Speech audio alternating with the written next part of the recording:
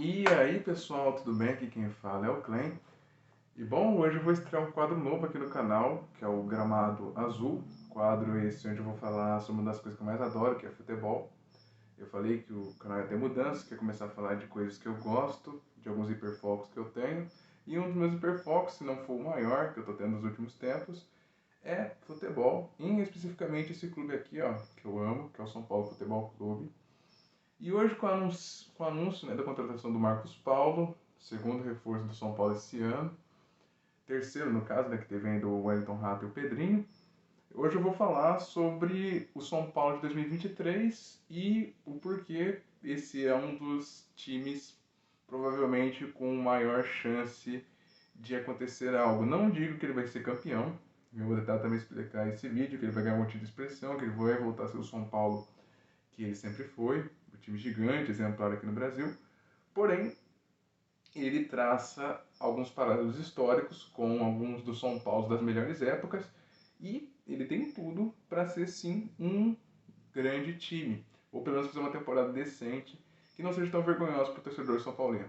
É claro, existem vários problemas, mas vou falar um pouco da questão histórica do planejamento atual do time e de como isso pode se sujeitar ao longo de 2023.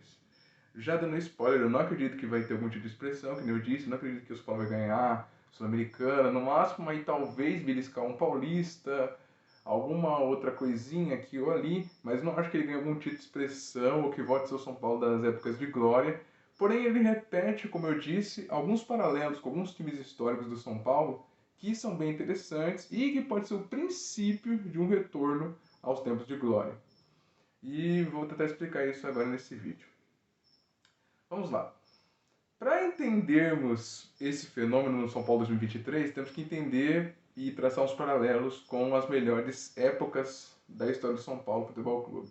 Eu traço como três, não só eu, como vários torcedores do São Paulo e historiadores do futebol no geral. A década de 50, a década de 90 e a década do início dos anos 2000. A década de 50 com o time do Leandro da Silva, do Sastre, a década de 90 com o Tele Santana, obviamente, e os anos 2000 com o Rogério Ceni e o Muricy.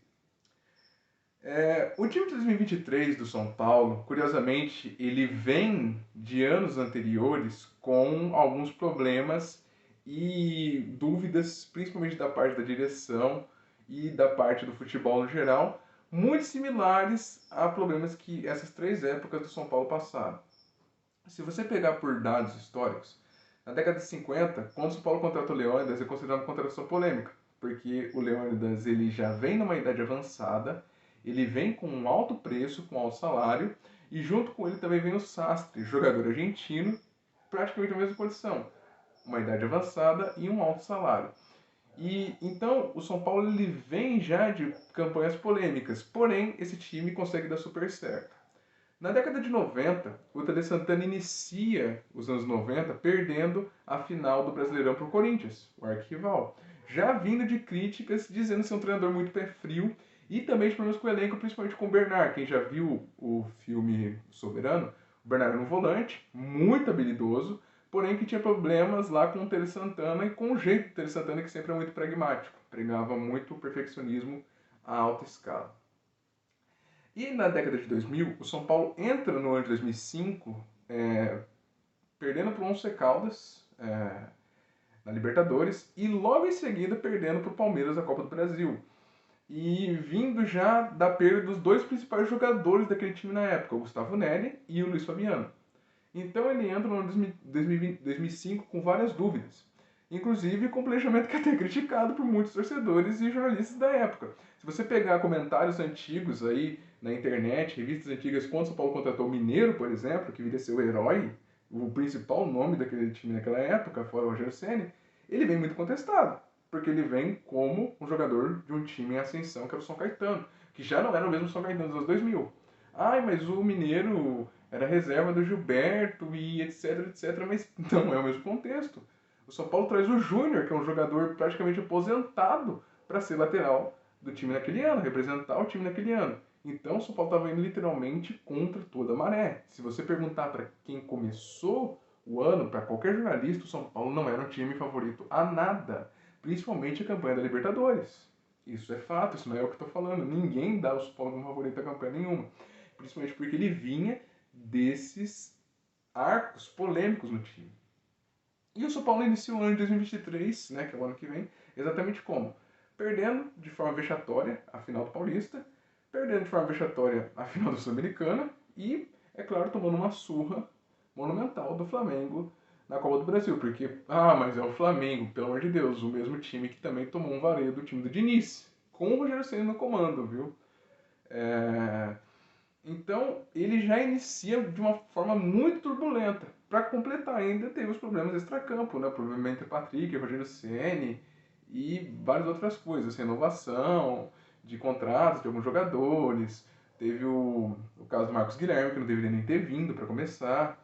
O Igor Gomes, que foi expulso de maneira vergonhosa pela torcida São Paulina, com toda aquela pressão. Ele também não é totalmente inocente, fez uma péssima temporada em 2022, porém eu acho que o que fizeram com o Igor Gomes foi uma péssima jogada e ele saiu pela porta dos fundos, uma coisa que está acontecendo muito em Cotia, com os jogadores de Cotia, que é algo preocupante na minha humilde opinião. É algo preocupante e tomara que venha a ser corrigido dos anos seguintes. Mas voltando aqui ao time de 2023. Porém, contudo, entretanto, o São Paulo inicia o ano 2023 muito similar a como os anos seguintes, nessas três campanhas que eu estou dizendo, nessas três épocas, se iniciou também. Se a gente pegar, por exemplo, o ano de 1952, da época do Leônidas, assim que o Leônidas e o Sastre entram, junto com o treinador que agora esqueci, não sei se era o Joreca, me falha a memória agora, ele inicia o ano de 1952 ganhando o Paulista e logo em seguida emendando uma sequência de 3 finais, algo que era inédito desde a época do paulistano antes. E ele só não ganha a final em 54 porque enfrenta o Palmeiras, que era um time muito forte também na época. Porém, logo em seguida, em 55 e 56, ele ganha outra dobrada de Paulistão. E se a gente for ver naquela época, ganhar o Paulistão significava muito nos anos. Fora torneios amistosos e torneios intercontinentais também, que todo aquele São Paulo, aquela máquina, aquele rolo compressor do São Paulo ganha. O São Paulo só não ganha mais títulos que o Vasco, que viria ganhar inclusive do Real Madrid de Stefano. Real Madrid esse que esse mesmo São Paulo ganha também. Então, o São Paulo pós-52, pós as polêmicas, se torna um time muito glorioso de sua época. O São Paulo de José da Silva, um time histórico, inclusive.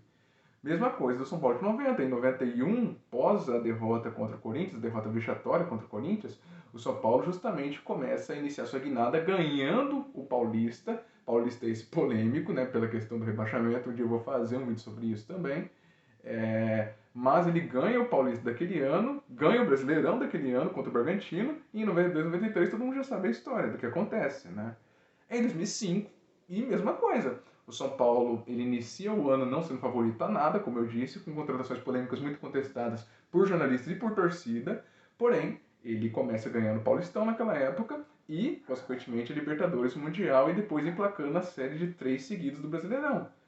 Todos esses períodos ocorrem muito parecido com o que está acontecendo no São Paulo 2023, com contratações de jogadores muito similares. Em 52 e 53, eu acabei de citar o Sastre e o Leônidas. Em 91, o São Paulo tira o Bernard, mas traz embaciado o Ronaldo Luiz, o Palhinha, o Pintado e o Valber. O Valber. Acho que é o Valber, se não me engano. Porém, me falha a memória, mas é no zagueiro. E em 2005, o São Paulo traz embaciado Falcão, que foi queimado pelo Leão, né, por vir nenhuma de dúvida, né? O Josué, o Mineiro, o Júnior, o Cicinho. E todos vindo do Goiás. O Danilo também, Zidanilo, grande Zidanilo. Todos vindo do Goiás, que era um time em ascensão em 2004. E logo em seguida, para completar o elenco, ainda veio o amoroso Luizão no meio do ano para fechar o cerco do time que tinha até uma defesa boa, porém do meio para frente era um pouco inoperante. E se olharmos para todas as contratações, há um padrão muito interessante. É sempre um destaque, só um ou outro, porém todo o resto são jogadores que foram bons em times em ascensão ou que são totalmente desconhecidos. Muito parecido com o que está sendo agora. O São Paulo contratou até agora o Wellington Rato, o Pedrinho e o Marcos Paulo. Os três são jogadores desconhecidos, que teve campanhas em times em ascensão, campanhas muito boas em times em ascensão. A destaque pelo Rato, pela sua campanha pelo Atlético Goianiense. O Pedrinho, a mesma coisa, pelo América, ele estava até oculto lá na Europa, muito similar a como o Júnior veio para o São Paulo. Também oculto lá na Europa com idade avançada, o Pedrinho já é um cara mais jovem. E o Marcos Paulo contratado agora, que também é um jogador em ascensão que estava no Atlético de Madrid, mas que fez uma campanha boa pelo Fluminense. Então, se caso observarmos, ainda tem outras contratações. Parece que está contratando um volante agora, um equatoriano com o nome hilário, Jegson. Ela chama-se Jegson, pelo amor de Deus.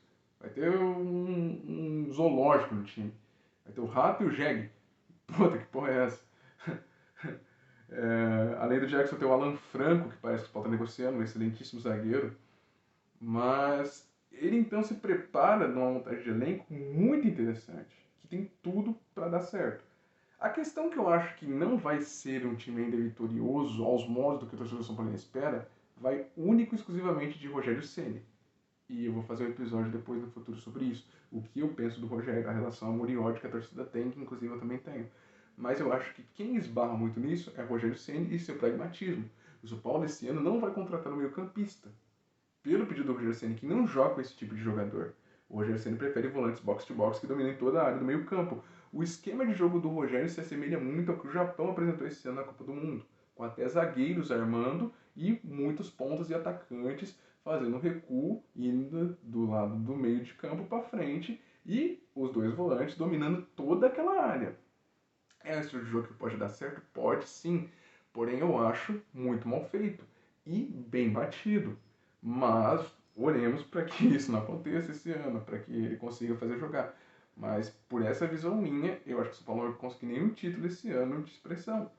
Porém, ele caminha pelo menos a passos muito similares a períodos de glória do passado.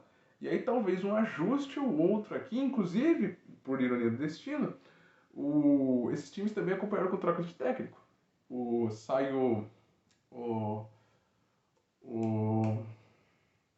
acho que é o Vicentino em 51 para entrar do Joreca. Eu não me falha a memória da década de 50 do São Paulo, eu conheço relativamente bem, só que a minha memória é falha. Mas na década de 90, por exemplo, antes do Tele Santana entrar em 90, quem era o técnico era o Cilinho e o Formiga, em 89 e 88. Eles saem para entrar o Tele Santana, e o Tele Santana quase sai do time por causa da fama de pé frio. Em 2005, no meio do ano, há a troca do Leão pelo Paulo Tuori, e o Paulo Tuori consegue até ajustar melhor o projeto. Então talvez uma troca de técnico aí também não vai fazer mal nenhum, porém eu não acho também o caminho correto nesse momento para o São Paulo. Ainda precisamos ver como é que o Rogério Ceni vai se portar nos campeonatos.